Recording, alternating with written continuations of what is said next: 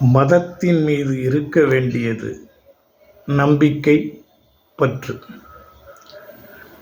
மதம் பிடித்தவர்கள் வெறுக்க வேண்டியது அவதூறு, ஆணவம். இந்த இரண்டிலும் நமக்கு புத்தி புகட்டுவது அனுபவம். அனுபவத்தை தேடுகின்ற பொழுது வெறித்தன்மை மாறிவிடும். அனுபவித்தவர்கள் உரைக்கின்ற சில வார்த்தைகள் பொய்யாகவும் இருக்கலாம், நிஜமாகவும் இருக்கலாம். அதை அனுபவிப்பவர்கள் உணர்ந்து புரிந்து நடந்தால் இங்கே மானுடம் வெல்லும், மனிதநேயம் வெல்லும்.